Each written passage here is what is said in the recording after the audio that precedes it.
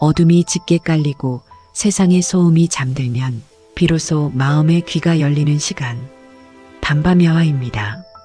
여러분, 혹시 지금 지갑 속에 든 돈이나 통장의 잔고를 보며 안도의 한숨을 내쉬어 본 적 있으신가요? 자본주의 세상에서 돈은 우리의 생명줄이자 가족을 지키는 든든한 방패이기도 합니다. 하지만 그 방패를 겹겹이 쌓아 올리느라 정작 지켜야 할 가족의 얼굴조차 잊어버린다면 그것은 축복일까요? 아니면 끔찍한 저주일까요? 오늘 들려드릴 이야기는 돈에 눈이 멀어 세상의 모든 온기를 저버린 한 지독한 수전노 영감이 깊은 산속에서 주운 기적의 물건에 관한 이야기입니다.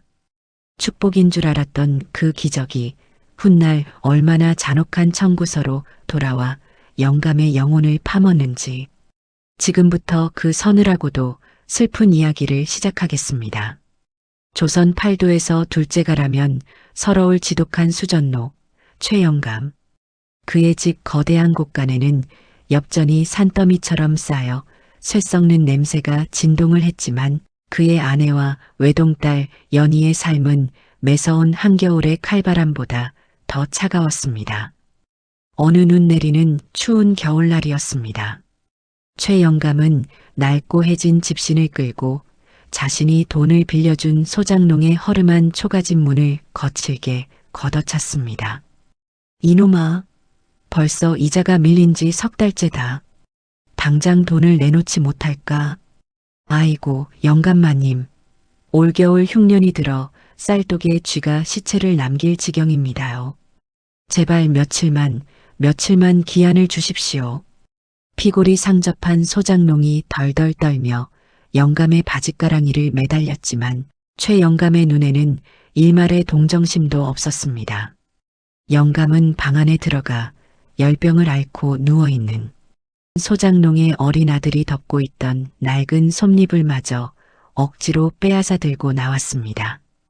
돈이 없으면 이 솜잎을이라도 장에 내다 팔아 이자를 쳐야지. 어디서 남의 돈을 날로 먹으려 들어. 그 지독한 꼴을 보다 못한 외동딸 연희가 눈물을 글썽이며 아버지의 소매를 붙잡았습니다. 아버지, 제발 이러지 마세요.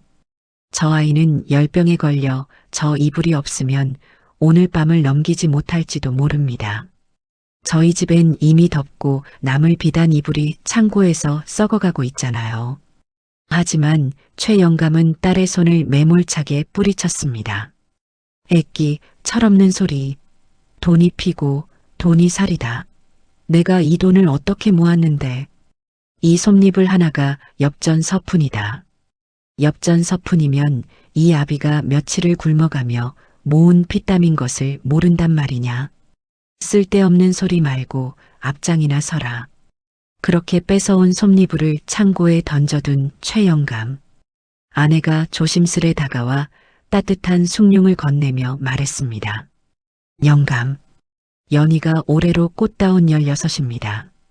동네 처녀들 다 아는 옥비녀는 고사하고 날이 이리 찬데 저 아이에게 솜을 덧댄 저고리 하나만 지어주면 안 되겠습니까? 영감 입으시는 옷도 다해져서 바람이 숭숭 들어옵니다요. 평생을 묵묵히 곁을 지켜준 아내의 조심스러운 부탁. 하지만 최영감은 오히려 버럭 호통을 쳤습니다. 이 여편네가 배가 불렀구먼. 돈이 땅을 파면 나오는 줄 아느냐? 소못 입는다고 배가 부르다더냐. 비단옷 걸치고 뽐낼 시간에 길바닥에 떨어진 집신짝이라도 주워다 팔 궁리를 해라. 쯧쯧, 돈 무서운 줄 모르는 것들하고는. 사실 최영감이 처음부터 이렇게 찔러도 피 한 방울 안 나오는 수전노였던 것은 아닙니다. 젊은 시절 그는 누구보다 아내를 사랑했고 성실했던 청년이었습니다. 비가 억수같이 쏟아지던 어느 날 비를 피할 곳이 없어 처마 밑에서 벌벌 떨던 아내에게 자신의 낡은 겉옷을 벗어 덮어주며 영감은 맹세했었습니다. 임자, 내가 미안하오. 지금은 내 일이 비루하여 그대를 처마 밑에 세워두지만 내 뼈가 부서지는 한이 있어도 반드시 큰 돈을 벌어 비가 와도 끄떡없는 고래등 같은 기와집에서 그대 손에 물 한 방울 안 묻히고 호강시켜 주겠소. 그 약속을 지키기 위해 영감은 잠을 줄이고 먹을 것을 줄여가며 악착같이 일했습니다. 남들이 버리는 똥장군을 지고 발에 피가 나도록 전국 방방곡곡을 돌아다니며 보부상 노릇을 했죠. 하지만 엽전이 한 입 두 입 창고에 쌓여갈수록 가족을 위해 돈을 벌겠다던 그 따뜻했던 초심은 어느새 차갑고 딱딱한 엽전의 금속성 빛깔에 잠식당하고 말았습니다. 목적은 사라지고 돈을 모으는 행위 그 자체에 집착하는 끔찍한 괴물이 되어버린 것입니다. 그러던 어느 날이었습니다. 겨울 뗄감쌀 돈조차 아까웠던 최 영감은 지게를 메고 직접 깁고 험한 산속으로 나무를 하러 나섰습니다. 돈 주고 나무를 사다니 그건 멍청한 양반놈들이나 하는 짓이지. 널린 게 나무인데 공짜 나무를 찾겠다는 일념으로 산을 헤매다 보니 어느새 날이 어두워지고 매서운 눈보라가 치기 시작했습니다. 눈앞을 분간할 수 없는 칠흑 같은 어둠 속에서 영감은 길을 완전히 잃고 말았습니다. 아이고, 얼어 죽겠구나. 이 늙은이가 돈 몇 푼 아끼려다 산짐승 밥이 되게 생겼어. 내 금고에 그 많은 돈을 두고 내가 여기서 죽다니. 억울해서 못 죽어, 억울해서. 매서운 눈보라 속에서 덜덜 떨며 나무 밑동에 몸을 웅크린 영감. 그런데 그때 저 멀리서 희미하게 번쩍이는 푸른빛이 영감의 시야에 들어왔습니다. 저게 무엇이냐? 산짐승의 눈빛인가 아니면 인가의 불빛인가? 홀린 듯이 그 푸른빛을 따라 비틀거리며 걸어간 영감의 눈앞에 믿을 수 없는 광경이 펼쳐졌습니다. 눈 덮인 거대한 제단 같은 바위 위 낡고 기괴하게 생긴 나무 방망이 하나가 덩그러니 놓여 있었습니다. 가까이 다가가자 방망이 전체에서 스산하고도 신비로운 푸른 도깨비불이 일렁이고 있었습니다. 그것은 예로부터 산속 깊은 곳에 산다는 전설 속 도깨비들이 인간의 탐욕을 시험하기 위해 일부러 흘리고 간다는 무시무시한 기물. 바로 도깨비 방망이였습니다. 이것은 전설로만 듣던 그 요술 방망이가 아니더냐. 추위도 공포도 이미 영감의 머릿속에서 사라진 지 오래였습니다. 탐욕에 눈이 완전히 뒤집힌 최 영감은 방망이를 품에 꽉 끌어안고 짐승처럼 헐떡이며 미친 듯이 산을 뛰어내려왔습니다. 돌부리에 채여 무릎이 깨지고 얼굴이 나뭇가지에 긁혀 피가 나도 고통을 느끼지 못했습니다.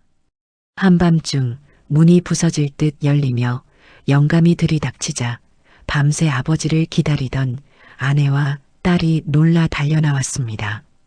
아이고 영감, 피투성이가 되어 어딜 다녀오신 겝니까? 연희야, 어서 구급함을 가져오너라. 하지만 영감은 자신을 걱정하며 다가오는 아내를 거칠게 밀쳐냈습니다. 비켜라. 내 몸에 손대지 마. 아무도 내 창고에 얼씬거리지 말란 말이다.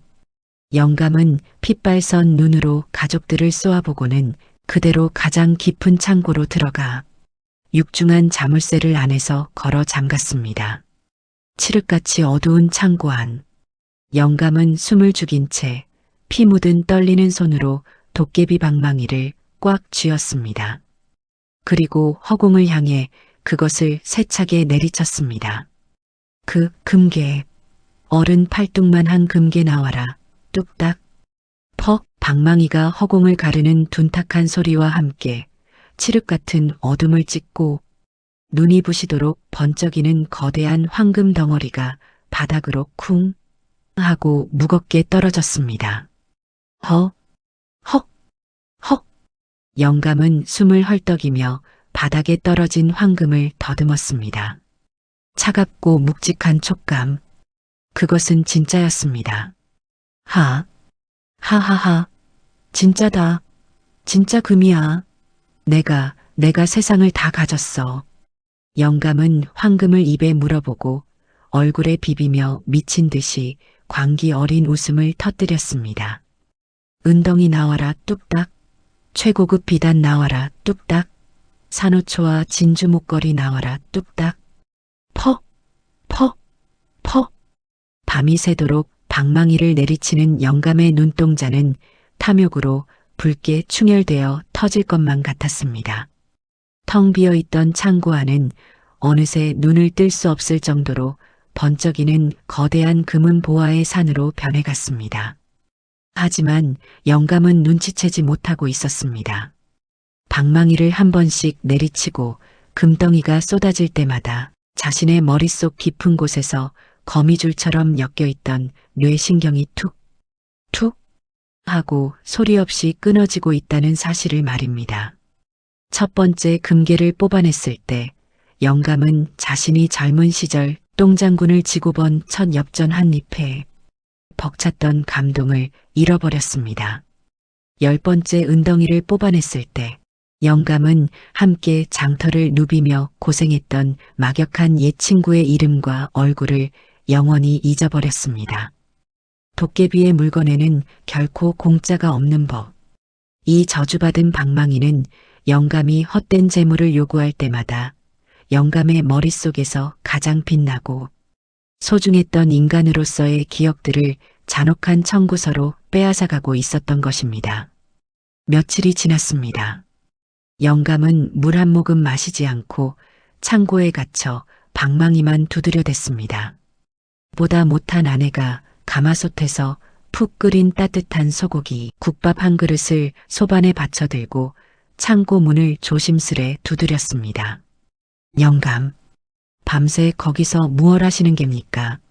날이 이리 찬데 식사도 거르시고 어서 나와서 이 소고기 국밥 좀 드시지요. 영감이 제일 좋아하는 국밥 아닙니까? 삐그덕 무거운 창고 문이 열리고 영감이 얼굴을 내밀었습니다. 산발이 된 머리에 움푹 팬 눈. 그는 짐승처럼 금고 열쇠를 품에 꽉 안은 채 아내를 멍하니 쳐다보았습니다. 이 소고기 국밥이 어떤 국밥이던가요? 과거 가난했던 시절 비를 맞으며 일하다 병이 난 영감을 위해 아내가 자신의 긴 머리카락을 잘라 팔아서 사온 고기 한 줌으로 끓여주었던 국밥이었습니다. 그때 영감은 눈물을 뚝뚝 흘리며 국밥을 삼키고 아내의 거친 손을 잡으며 맹세했었죠. 임자, 내가 이 은혜는 죽어서도 잊지 않으리다. 하지만 아내를 바라보는 영감의 탁한 눈동자에는 아무런 감정도 일지 않았습니다. 영감이 고개를 갸웃하며 기괴하고 차가운 목소리로 입을 열었습니다. 소고기, 국밥? 내가 언제부터 그런 비싼 걸 좋아했지? 아니, 그보다 댁은 대체 누군데 아침부터 남의 집 창고 앞에서 서성이는 게야? 순간 쨍그랑하는 소리와 함께 아내가 들고 있던 국밥 그릇이 바닥에 떨어져 산산조각이 났습니다. 뜨거운 국물이 아내의 버선발을 적셨지만 아내는 뜨거움조차 느끼지 못한 채 사색이 되어 영감을 바라보았습니다. 영감? 지금 무슨 농을 하시는 겝니까? 저예요. 영감 안 사람. 당신 아내라고요. 영감은 얼굴을 찌푸리며 노골적으로 불쾌한 기색을 드러냈습니다. 아내? 내게 아내가 있었던가? 아, 그래. 늙어서 정신이 깜빡했나 보. 하지만 댁이 내 아내라 한들 이 창고 안의 금은 보화는 단 한 푼도 내어줄 수 없소. 잔말 말고 저리 가. 도둑년처럼 남의 금고를 훔쳐보지 말고. 쾅!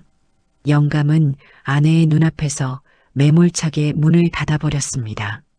문 밖에서 아내의 억장이 무너지는 통곡 소리가 들려왔지만 영감은 귀를 막은 채 다시 황금 더미 위로 기어 올라갔습니다. 아내와의 애틋했던 맹세, 고마움, 사랑이라는 감정은 이미 도깨비 방망이의 값비싼 재물이 되어 허공으로 사라진 지 오래였습니다. 영감의 증세는 걷잡을 수 없이 악화되었습니다. 창고 안에 다이아몬드와 비단이 산처럼 쌓여갈수록 영감의 머릿속은 백지장처럼 하얗게 표백되어 갔습니다. 어느 날 영감은 그토록 애지중지하던 황금을 세어보려 했습니다. 하나, 둘, 셋, 그리고 영감은 공포에 질려 자신의 손가락을 바라보았습니다. 셈법을 잊어버린 것입니다. 평생 돈을 세는 것만이 유일한 낙이었던 수전노가 숫자를 세는 법을 영원히 잃어버렸습니다. 자신이 얼마나 부자인지조차 가늠할 수 없는 지독한 아이러니. 하지만 영감은 멈출 수 없었습니다.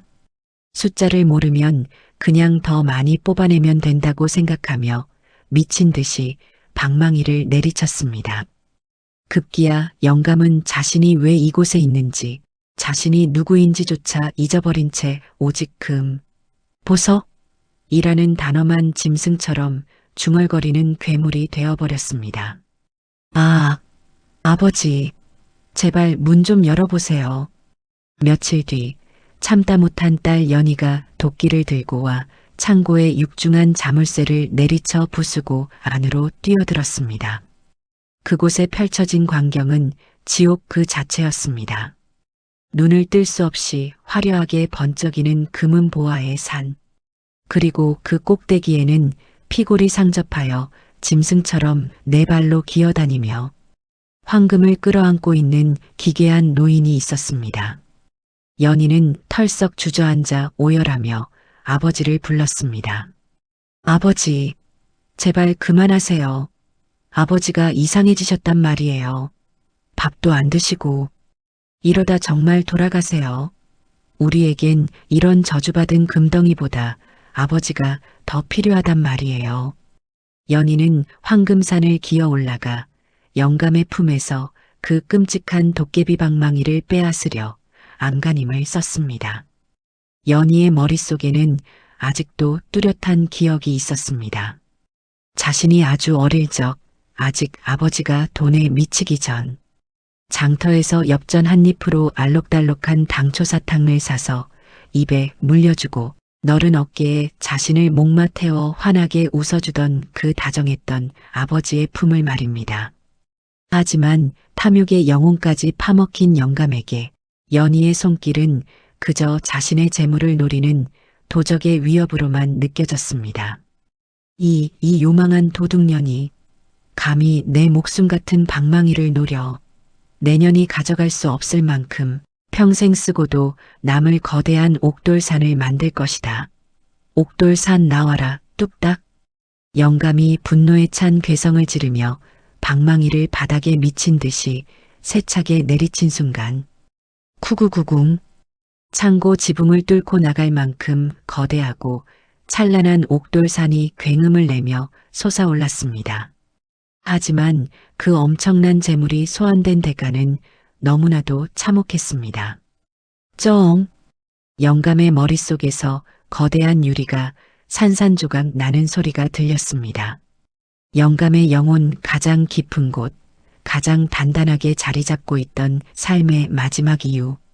눈앞에서 눈물을 흘리고 있는 외동딸 연희의 이름, 그녀가 태어나던 날의 경이로움, 목마를 태워주며 지었던 미소, 심지어 자신이 누군지, 이름이 무엇인지에 대한 자아의 기억마저 완전히 소멸해버리고 만 것입니다. 거친 힘에 밀려 옥돌 바닥으로 굴러떨어진 연희가 무릎에서 피를 흘리며 아버지를 향해 처절하게 절규했습니다. 아버지, 제발 저를 보세요. 연희예요. 아버지가 세상에서 제일 예쁘다고 해주셨던 아버지 딸 연희라고요. 흑흑. 하지만 거대한 황금과 옥돌산 꼭대기에 주저앉은 영감의 행동이 갑자기 멈췄습니다. 그의 탁하게 풀린 눈동자는 허공을 맴돌다 연희를 내려다보았습니다. 영감의 텅 빈 눈동자에는 더 이상 탐욕의 불꽃도 분노도 없었습니다. 그저 소름 끼치도록 차갑고 깊은 심연과도 같은 무의미한 공허함만이 자리 잡고 있었죠. 영감이 고개를 기괴하게 꺾으며 마치 처음 보는 외계의 생명체를 대하듯 낯선 목소리로 물었습니다. 넌 누구냐? 왜 남의 집 창고에 들어와서 피를 흘리며 울고 있는 것이냐? 도대체 나는 누구인데 이 차가운 돌덩이들 위에 앉아 있는 것이냐? 연희의 심장이 갈기갈기 찢겨나갔습니다. 뒤늦게 달려온 아내가 그 끔찍한 광경을 보고 바닥에 쓰러져 통곡했지만 영감은 아무런 반응도 보이지 않았습니다. 세상에서 가장 부유한 재물을 손에 넣은 남자. 하지만 그에게는 사랑하는 아내도 눈물 찢는 딸도 자신이 숨을 쉬고 있는 이유조차 단 하나도 남아있지 않았습니다. 영감의 영혼은 완전히 증발해버렸고 그저 차가운 황금 덩어리 옆에 놓인 또 하나의 빈 껍데기가 되어버린 것이죠. 훗날 이 끔찍한 소문은 마을 사람들의 입을 타고 전해졌습니다. 최 영감의 집은 기와 대신 황금으로 지어지고 마당엔 은덩이가 굴러다니는 세상 최고의 부잣집이 되었지만 밤마다 그 거대한 저택 안에서는 영문도 모른 채 하염없이 눈물을 흘리며 울부짖는 노인의 짐승 같은 곡소리가 들려왔다고 합니다. 자신이 왜 우는지조차 모른 채 그저 가슴 한구석이 뻥 뚫린 듯한 끔찍한 상실감과 지독한 추위에 시달리며 평생을 황금 더미 위에서 미쳐버린 채로 말입니다. 오늘 밤 혼자 걷는 퇴근길이 유독 쓸쓸하게 느껴지시나요? 혹시 여러분도 가슴속에 끝없는 재물을 쏟아내는 도깨비 방망이를 간절히 찾고 계시진 않나요? 하지만 오늘 최 영감의 이야기를 통해 우리는 뼈저리게 깨닫게 됩니다. 통장의 숫자나 화려한 명품이 우리 삶의 방패가 되어줄 순 있어도 우리의 텅 빈 마음을 따뜻하게 채워줄 수는 없다는 사실을 말입니다. 돈을 쫓느라 정작 우리 삶을 찬란하게 빛나게 해주는 사랑하는 사람들과의 추억을 스스로 갉아먹고 있는 것은 아닌지 되돌아보게 됩니다. 진짜 변하지 않는 황금은 어둡고 차가운 창고 안에 있는 것이 아니라 바로 지금 퇴근 후 지친 나를 반겨주는 가족의 미소, 연인과 함께 마시는 따뜻한 커피 한 잔의 순간에 있다는 것을 결코 잊지 않으셨으면 좋겠습니다. 돈으로는 결코 살 수 없는 추억의 묵직한 가치를 일깨워준 오늘의 이야기, 여러분의 가슴에도 작은 위로와 울림이 되었기를 바랍니다. 구독과 좋아요로 담밤야화의 따뜻한 불빛을 계속 지켜주시고요. 다음 이 시간에도 팍팍한 삶의 쉼표가 되어줄 깊은 여운의 이야기로 찾아오겠습니다. 오늘 밤은 사랑하는 이의 얼굴을 한 번 더 떠올리며 마음만은 세상 최고 부자가 되는 아주 따뜻하고 다정한 밤밤 되세요.